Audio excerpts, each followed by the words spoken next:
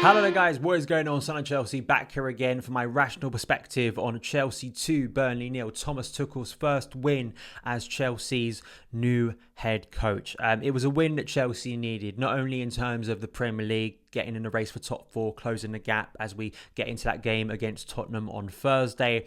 But I just think for Chelsea as a club, I said this yesterday in my preview, I think it's very important Chelsea get out of this chaotic and difficult week. And I think they did that pretty dominantly today. And in truth, there's always that concern when you're 1-0 up going into the final 10 minutes, especially against a dogged and determined team like Burnley. One set piece, as we know in the Premier League, can change things. But in reflection, when you look back at that game, I think it's a very impressive and dominant performance. I think in many aspects, Callum Hudson-Odoi, key performer, Mason Mount, key performer. The way we sort of progressed the ball from deep, especially from left to right, was very impressive. Using the wing backs once again, especially Callum Hudson-Odoi, had so much space on that right and deserved more than just the one assist he got for Dave's first goal.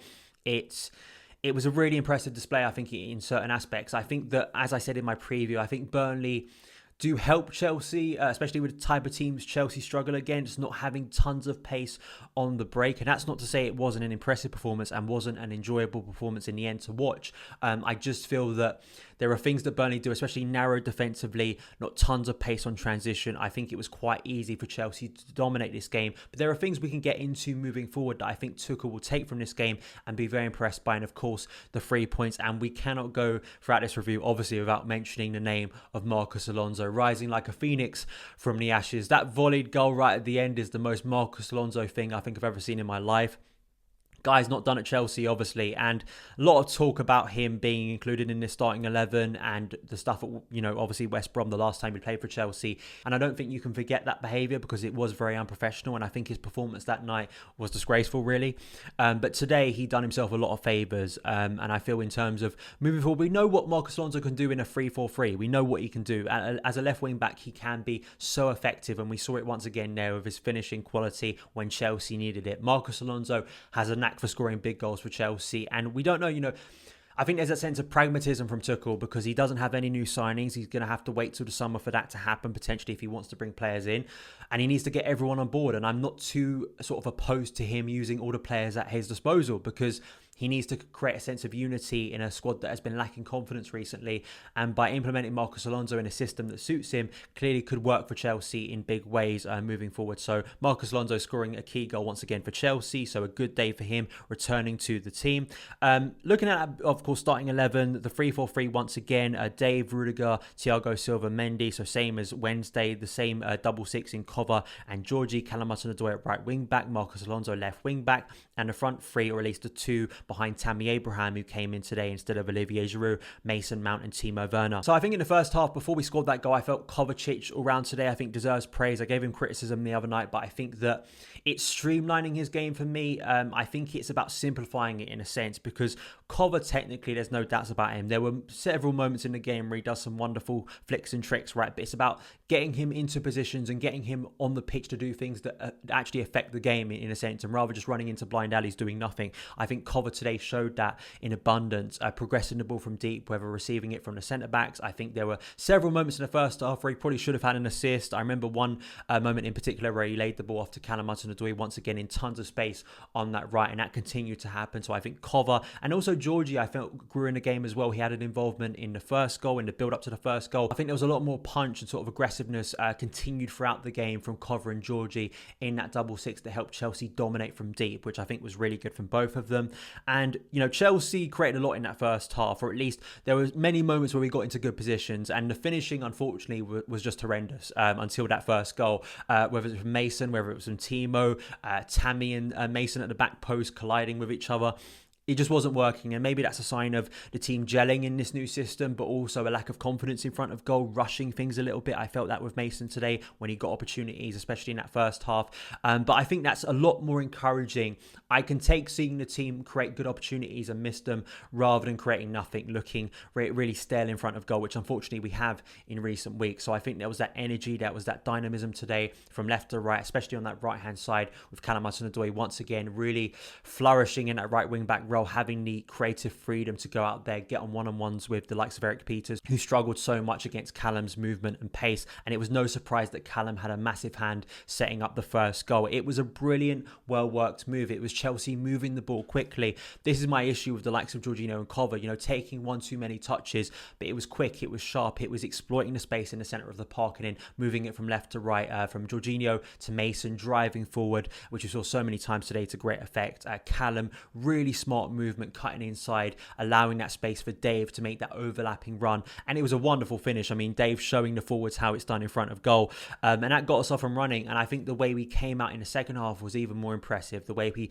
just penned Burnley back, not allowing them any time to get back into the game. There was no sluggishness. There was clearly an intent. Christian Pulisic coming off the bench for Tammy Abraham. I don't know if Tammy has any knocks. We'll have to see that from Thomas Tuchel's post-match comments, but I actually think that helped Chelsea because I think it puzzled Burnley's defence of, without that sort of obvious focal point with Tammy Abraham, I think it was tough for them to sort of decipher the front three, because of course you had Mason, who would drop a little bit deeper, making those runs more from central areas. I think at times, to me, it looked a little bit more like a 3-5-2 where Timo and Pulisic were sort of drifting and sort of switching positions, because we know Pulisic as well can go onto that left and be quite effective. That's the way I saw it personally, because I think Mason was dropping a little bit deeper, because it was easy for him to pick up the ball and drive forward and try and find Callum on that right.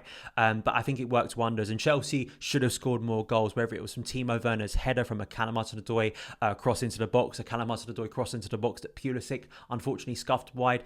It was just almost criminal the amount of space we had on that side. And even when Callum came off the pitch, which you're a little bit concerned about because he'd been incredible during the game, when Reece came on, I mean, he had the same space, so nothing much changed there. But it was interesting that the second goal came from the left side from Christian Pulisic, and MARCOS Alonso finishing it off wonderfully. A wonderful finish in the final third for him on his return to the first team. I also want to pick up some other things as well, looking at Thiago Silva, who I felt was brilliant today once again. And I think it's very easy in a game where Chelsea were this dominant to look at the centre-backs and go, well, you didn't have to deal with much. I mean, there was a few times in the first half, Burnley were getting passes behind our defence, which I think was difficult, and I was a little bit concerned, but I felt Chelsea just generally, and I think Thiago Silva, it's those small things that impress me on a day like today for Thiago Silva.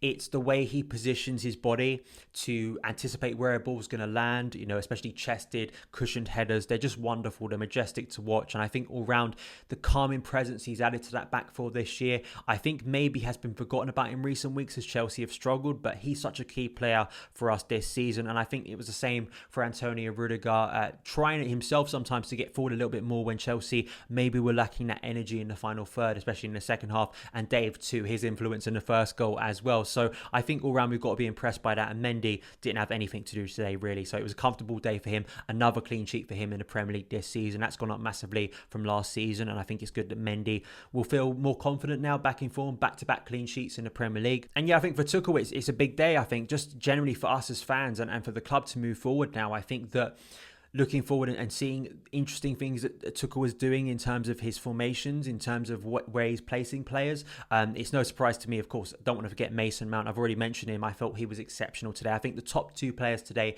for me were Mason Mount and Callum Hudson-Odoi. I think I said that the other night too, closely followed by the likes of Mateo Kovacic, and of course with Marcos Alonso scoring that goal, you have to give credit to him. But I think overall it was Mason and Callum. I think the energy Mason gives, I mean, it's just embarrassing if you're still slandering Mason Mount and don't understand what he gives to this team. I think he's going to be exceptional, and I think he's going to be essential. Once again, that word essential, like I used so many times under Frank Lampard, I feel like I'm going to be using it a lot more under Thomas Tuchel, because I think the energy, the work rate, the creativity, the ability he has to pick up such intelligent positions in between the lines to pick up the ball and drive forward, the chemistry he had with Callum Hudson-Odoi today, constantly finding each other and having that space, that's not going to be there every week. Not many teams play as narrow in defence as Burnley do, but I think it's really encouraging that Mason personally may have had a difficult week this week, of course, with Lampard moving on. I think really flourished today once again, showing his quality all round for Chelsea. So I think it's a big win. And when you look at Arsenal, Man United drawing,